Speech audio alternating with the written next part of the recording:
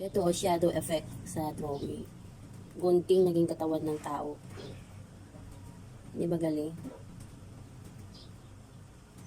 Ito, balat ng lemon, naging ulo ng tao.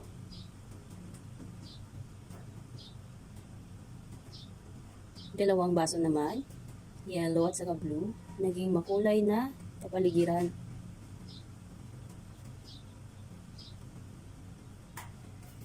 Sasakyan, naging ulo ng tao. Yung parang baso, naging katawan ng isang animal. Ito, dalawang prutas, apple at saka pearl, naging ulo at katawan ng isang tao.